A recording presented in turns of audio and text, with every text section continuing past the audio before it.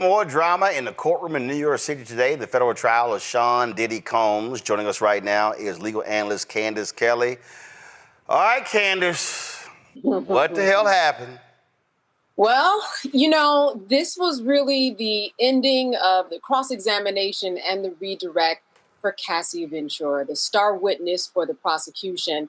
And what we got from her was really detailed explanation of what happened and that she says she was coerced to do these things. She felt like it was her job.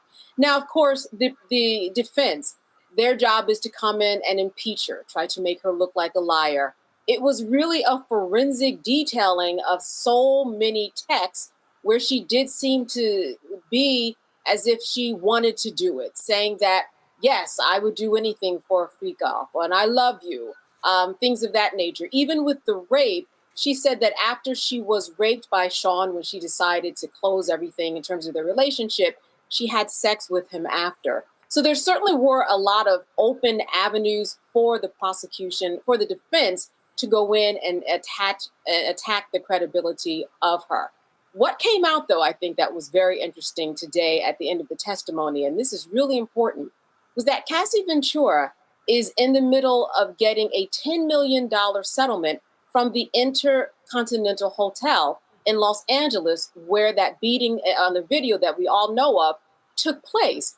And this was something that on cross, they brought out in the midst of trying to also get her to say that she was having financial problems overall. For example, Roland, they said, hey, weren't you going to go on tour? And she said, yes. And they said, but after you got that $20 million settlement, you no longer went on tour.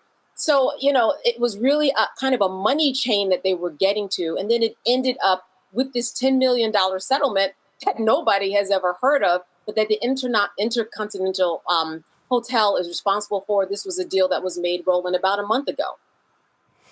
So, and again, so that strategy very clearly is to counter what took place in the previous 2 days of the testimony.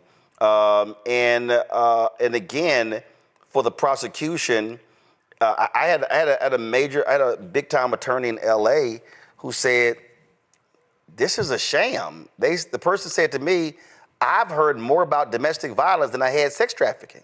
Yeah, and and that is an argument that a lot of people they're really asking me specifics about when does prostitution actually take place. I'm getting that argument or that question a lot because we are seeing a lot about the domestic violence. But again, it's going to be up to the jurors to connect the dots to say that all of the beatings that she was getting forced her to stay in the relationship and continue in these freak-offs. But we are hearing a lot about domestic violence. That is true. We're also going to hear more about domestic violence from the next witness that took the stand today for about 20 minutes, and that would be Dawn Rashar. And she's from Making the Band, from the group Danity Kane. And she opened up by saying, hey, listen, I saw him beat her with a pan. And the defense said, wait a minute, we're going to cut her off. They objected to her testimony. But as it turned out, they let her come back, and she did start testifying for 20 minutes. So I think that on Monday, we're going to see quite a bit from her, too, because, listen, the defense was certainly on the edge of their seats and jumping up and saying, wait a minute, before she got into those details of all the beatings that she knew about. This is someone who's known Sean for 20 years in business and in friendship. In fact, when she filed her lawsuit, which came right before this particular indictment for this lawsuit, he said, I'm very surprised. We're friends. He really didn't understand it. So Monday is going to be another very important day for someone who has seen firsthand that the beatings of Cassie and herself saying that she was sexually assaulted, as well as there were some copyright violations, a lot she's going to get into on Monday. Wow, that is a whole lot.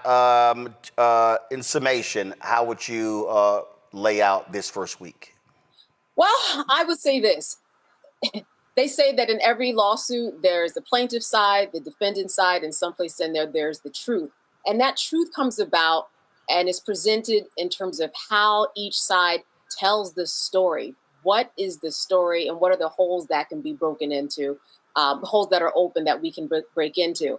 I would say at this point that Cassie has made a very, very compelling argument. And it looks like they are setting up for more witnesses to support what she was saying. If we think about it, anybody that is a part of a relationship that might be abusive or coercive, this is actually what they do. They are taught by their abuser. They're taught by the person forcing them to do something, that this is normal. And so I think that's what I got from what she was explaining while she took the stand. After a while, she felt like it was her job. She felt like it was her normal. And then she was just stuck. She couldn't get out of it because every time she turned, Sean Combs was there making threats against anybody that she was going to be with, or blowing up their cars or calling them. And she felt like, I'm stuck. And so she's assumed that role for years. All right. Candace, great work. We'll chat with you next week. All right, then. Hello, I'm Isaac Hayes III, founder and CEO of Fanbase. Listen to what I'm about to tell you. The window to invest in Fanbase is closing. We've raised over $10.6 million of our $17 million goal. That means there's room for less than 6,370 people to invest in Fanbase for the average amount. The minimum to invest in Fanbase right now is $399. That makes you an owner in Fanbase today. Go to startengine.com/fanbase to invest. Why? Because current social apps have taken advantage of users for far too long, with content suppression, shadow banning, harmful racist content, and no real tools for monetization and equity. Fanbase has over 1.4 million users and counting, allowing anyone to reach all their following and monetize their content from day one. Social media is the new TV, and whoever owns the apps that distribute that content have the opportunity to own potential billion-dollar companies. While big platforms with uncertain futures are failing to serve their users, Fanbase is stepping up to fill the gap. Don't wait until it's too late. Invest now, invest for yourself and your future. Go to startengine.com/fanbase and own the next generation of social media.